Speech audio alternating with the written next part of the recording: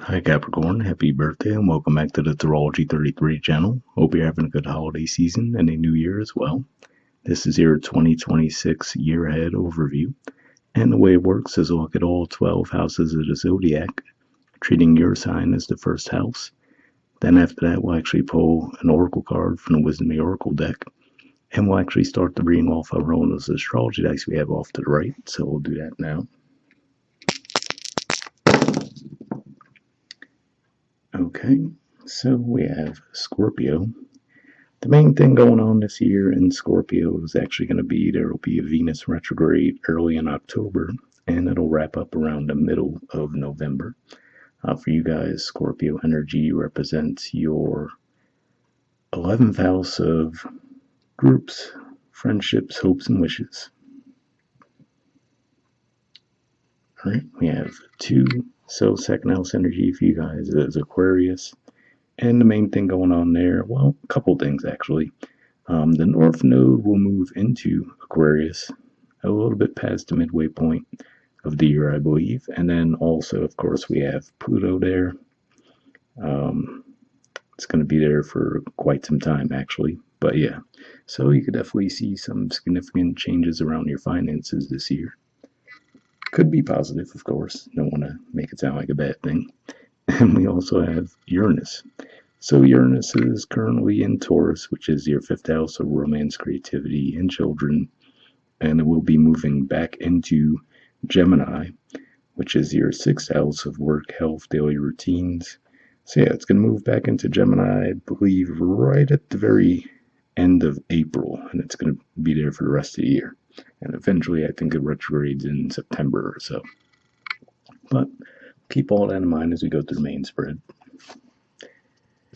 In the first house, we have equilibrium. So this is basically the two of roots, which is the equivalent of the two of pentacles. And this is a Capricorn energy. So especially for those of you who have your main Capricorn placement at first 10 degrees of Capricorn, this might be a little bit more relatable to you. But looks like you guys will actually have two options at play this year. But it looks like you'll actually find a good way to balance those two options out.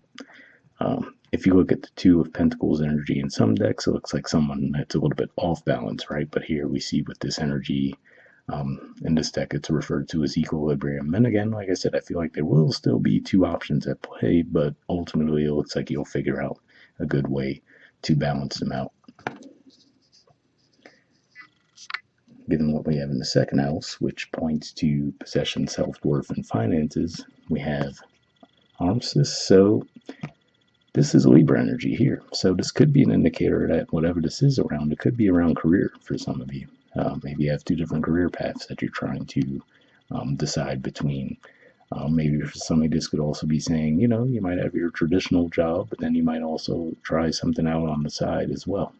But yeah, it looks like it's going to be difficult for you to make that decision. But I feel like once you ultimately do, given what we see in the first house energy, it looks like you'll actually get the hang of it rather quickly.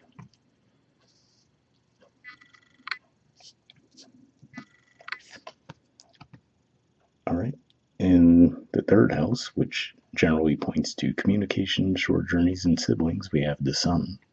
So definitely a really positive energy to see here when it comes to your communications. Like we said, if you're taking short trips, it looks like those will be very beneficial for you guys this year. If you have siblings as well, right? Looks like that could be a bright spot for you guys as well throughout the year. All right. Fourth house energy, which points to home roots family, we have the Fool. So I do have to say, for some of you, maybe you might actually be expanding your home environment. Now, for some of you, that could be, if we look at the artwork here, could possibly be having a child for some of you. For others of you, this could just be maybe moving into a new home environment. But regardless, I feel like this is saying that for some of you, you're actually going to go through some, well, they might on the one hand seem like sudden shifts in that area of life, but on the one hand, I feel like it's probably something that had been calling to you for a while. Now, this is just the time when you actually act on it.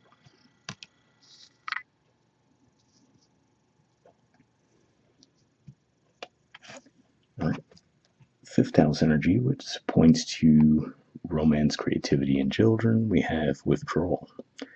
So this is the Four of Arrows energy, which is another Libran energy.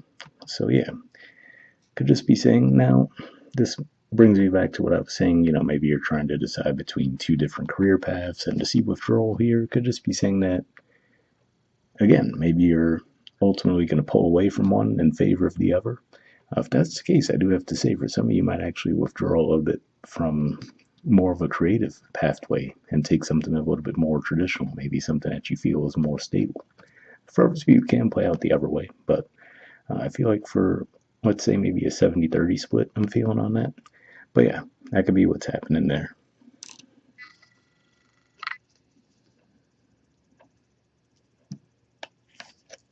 All right. In the sixth house, which generally points to your health, work, and daily routines, we have judgment.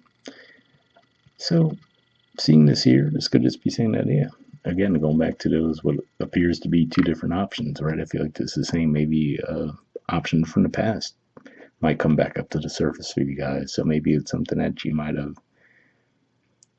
lost hope in the idea of it getting off the ground, but now actually this time around it might seem like circumstances are better for it to do so.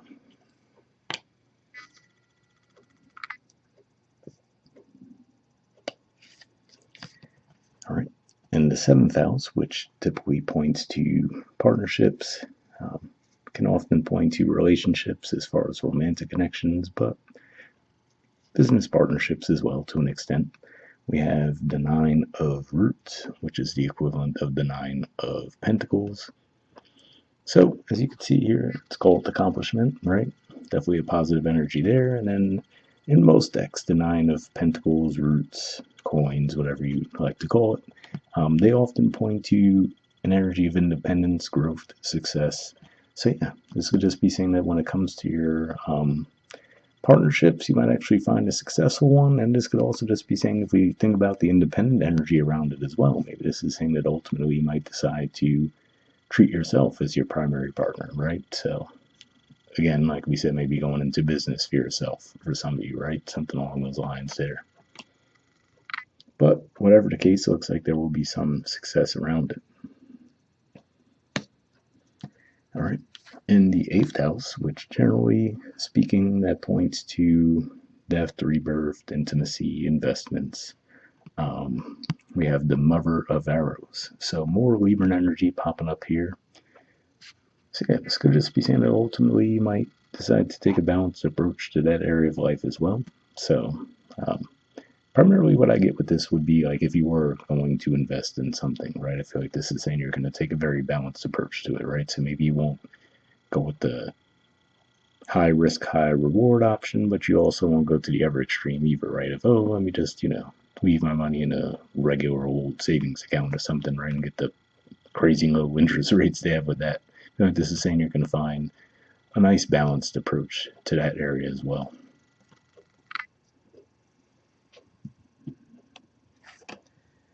All right. Ninth house energy, we have temperance. So this is actually the major arcana card for Sagittarius, which is the natural ruler of the ninth house. But to see this here, well, for you guys, ninth house energy is Virgo. And we've had the south node there for some time. It's still there currently, but it's eventually going to be moving into Leo when we have the north node move to Aquarius, like we mentioned in the beginning of the reading. So seeing this here could just be saying that maybe you'll feel a little bit more confident around your philosophies, your maybe you'll even take on some higher earning as well. So like we said, maybe if you're changing things up around your careers, right? Maybe for some of you might ultimately decide that, you know what, I'm going to go get that advanced degree or get that brand new certification to help out in that area of life. So for those of you, especially, like I said, if you maybe you've been balancing two things and you might decide that ultimately to kind of, move away from the more creative type thing and stick with the more traditional pathway, that could be what some of you could be experiencing there.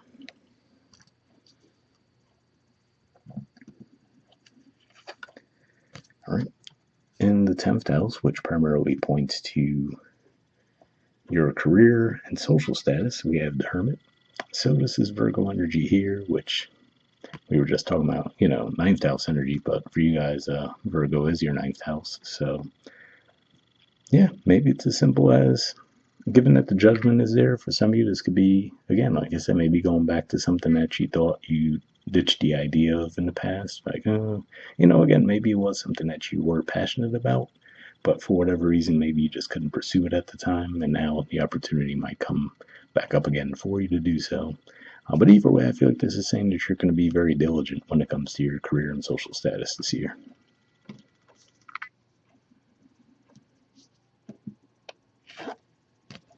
All right. In the 11th house, which generally speaking points to friendships, groups, hopes, and wishes, we have overflowing. So definitely a positive energy to see there. This is actually the 10 of Horns, which is the equivalent of the 10 of Cups in traditional tarot. So yeah, this is definitely an indicator that the groups, the friendships that you'll be dealing with this year are going to be positive pluses in your lives for sure this year, I would say. So definitely keep those people close.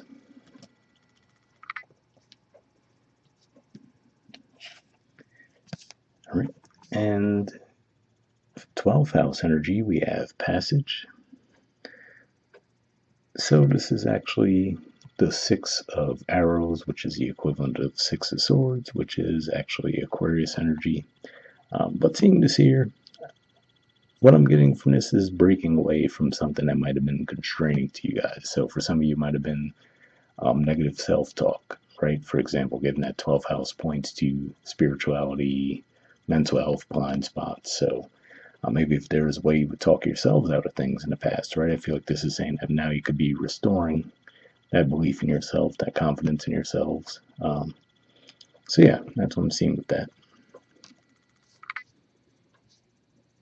And bottom of the deck, we have the Mother of Horns. So this is actually the equivalent of the Queen of Cups, which is Cancerian energy. So seeing this here, again, like I said, maybe there is going to be something where you are going to have a focus on partnerships. But again, seeing the accomplishment energy there, to me says for some of you that might even be, like I said, ultimately relying on yourselves more this year, but in a positive sense. So, for example, maybe if your romantic lives is a little bit lacking, right, you might say, well, it's fine. You're just going to work on your own personal goals.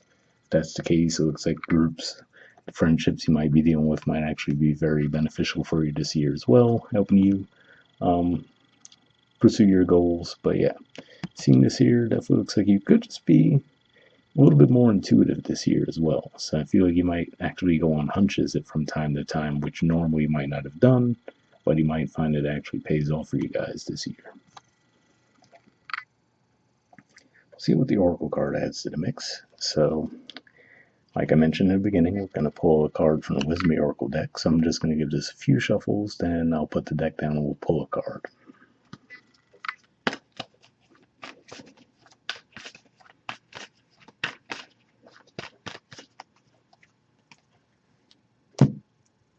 All right, so tighten it up a little bit. Okay, and we'll take this card. Get this out of the way. And we'll see what the card has to say. All right, we have chop wood. There's the artwork and the number's 42. So we'll see what this has to say. Definitely has a very earthy feel to it.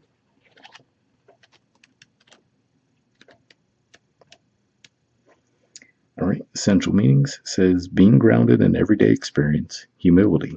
The Oracle's message. There are times when a big dream is meant to lie dormant in your consciousness so that you can pay attention to the simple chores in your life.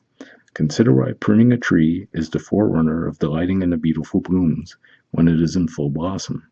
The mundane act of pulling off dead leaves, watering the soil, and then leaving it be to let nature take its course is an important step in manifestation.